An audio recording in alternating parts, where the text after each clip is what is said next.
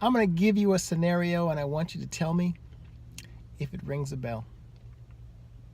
Up to this point, you have done everything that you were supposed to do with regarding to sharing your opportunity with somebody.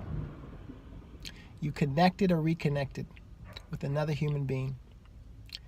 You had a conversation where you built a relationship of mutual credibility and trust.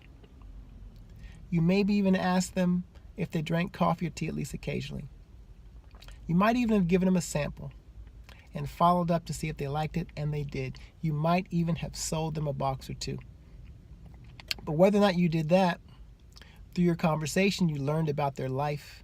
You learned about what they're doing, but more importantly, you learned where they want to go in their life and who they wanted to help. And then you helped them understand that you were part of an opportunity, a business, that just might be an answer to them. And they might just be able to benefit from it. And you asked them if they were open to at least getting some information to make an educated decision on whether or not they might want to benefit from it or not. And they said yes. And then you invited them to something. Maybe it was a conference call. Maybe it was a webinar. Maybe it was a in-home coffee and jazz mixer. Maybe it was a bigger event at a hotel. You invited them and they said yes. And they showed up. They showed up, they got all the information, and then from that point on, nothing happened. Now, what I found from my personal experience and observation, the biggest reason why, if you've taken somebody all the way to that point and nothing happened, typically it has to do with the follow-up. Because as you know, proper exposure is everything, and the fortune is in the follow-up. So how should you, or how could you, follow up to put yourself in the best possible position that this person will allow us to help them? Well, first and foremost, the follow-up needs to be immediate. If it's a face-to-face event, follow up with them immediately. Even if they say they have to go, do your follow-up in 60 seconds, but you must follow up right away. Time is your enemy. From the time they see the information or even express interest in getting information, time is your enemy. You must do things in a short period of time. Follow up immediately. If they're on a call or a webinar, call them back. Don't text them. Call them back immediately. And just ask them a few short questions. The first question I recommend that you ask is something as simple as, is it making more sense now? Because you've probably given them at least a general idea what it's about, a general overview of how it works, and now they're just getting more detail. So just ask them, is it making more sense now about what we're doing and why we're doing it? Typically the answer to that question is yes. A good follow-up question to that is, what did you like about what you saw? Now, do not ask, did you like anything about what you saw or heard? Ask them specifically, what did you like about what you heard or saw? Because when you ask specific questions like that, that's the type of answer that you will get. What'd you like about what you saw? And guess what they'll do? They'll tell you. Now you know what to focus on. Now you know what they like. A perfect response to what they liked about what they saw, agree with them.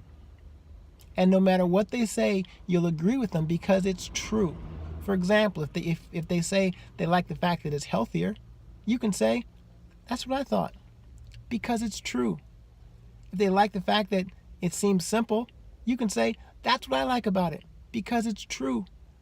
If you like the fact that it's just coffee, you can say, that's what I thought, because it's true. Whatever they say about what they liked about the business, if it's true, and it probably is, agree with them and say that that's what you think, because it is. Next question. It's not a complicated process. Next question. What questions do you have at this time about the business or how you might be able to benefit from it? This is where you will see where their mind is and what questions that they have. Never let somebody get away without you asking that question. What questions do you have? And if they have a question, that means they're interested. If they have no questions, it means they're probably not interested. It's impossible to see this information, to receive this information, especially the first time, and have no questions. That means there is no interest. Now, you can still kind of follow up with them, but just know people will show you who they are. Believe them the first time. But typically when you ask that question, they will figure something out to ask, at least not to seem silly. Well, I really want to understand more about how the money works. I want to understand what this Ganoderma is. I want to just do my research. So when they tell you or ask you a question, this is a perfect opportunity for you to introduce them to me or someone who has more experience and more success than you. Your sponsor, your senior business partner, whatever you want to call it. That's a perfect opportunity to do a three-way call. Because if they say they really want more information about how the business works, how the comp plan works, say, perfect. That's a great question. What I would love to do is introduce you to my very close friend and senior business partner, Stephen Richardson. He's been in this business for 9.5 years. He's achieved a very high level of success, and he said that if anybody on this call had any questions, he'd be willing to carve out some time and have a conversation and answer your questions. What's a good time we can connect? I can connect with Mr. Richardson. When you ask what questions somebody else asks, that is your opportunity to do a three-way call. Now, if you feel the desire or need or ability to answer the question, my recommendations don't, especially if you haven't done a three-way call yet, but you can if you want to. But that's the series of questions that you should ask. Did it make sense? What did you like about what you saw? What questions do you have? Now after that, there's one final question with two variations that I recommend you ask. The first question is, are you at least open to getting some information? Are you at least open to getting more information? It's very simple. It's not about, are you ready to get started? Do you think you want to do this? Are you ready to rock and roll?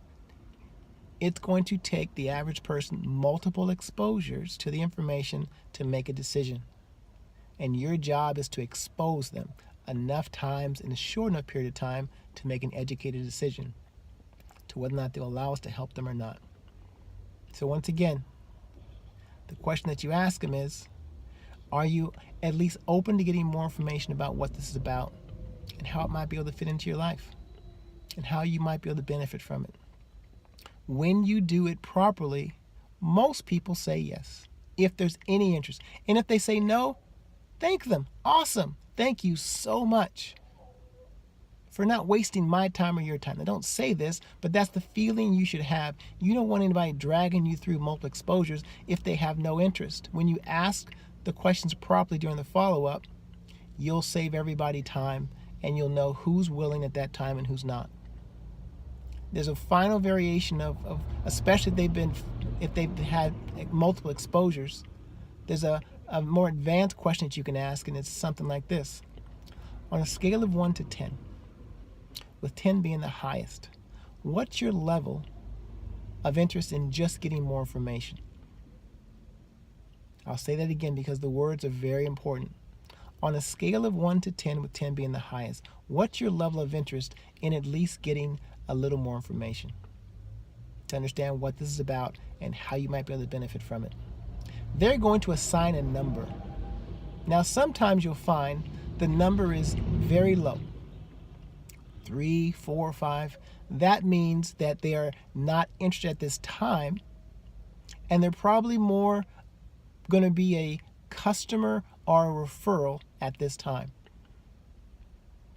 If their number is a 7, 8, 9, or 10, then you have somebody who's very close. They just have a few other things. And that's why you'd ask them, what their questions are. But once again, on a scale of 1 to 10, with 10 being the highest, what's your level of interest in at least getting a little more information about what this is about, how you might be able to benefit from it? They say an 8. It's like, okay, whatever they say, calm, okay. What's preventing, if an 8, you can almost see yourself getting started? Yeah, maybe. What's preventing you from going ahead and getting started? You want to know the answer to that question. If they've given you a high number, they're seriously considering it. There's one or two things that's holding them back. Wouldn't it be nice to know? If it would be nice to know, ask them. Since your number is so high, I'm wondering, what's preventing you from going ahead and getting started? They will tell you. And then you have the opportunity, hopefully, to introduce them to me or somebody else who has more experience and more success, or at least now you know what to work with. Ladies and gentlemen, the fortune is in the follow-up. Get good at doing it right away.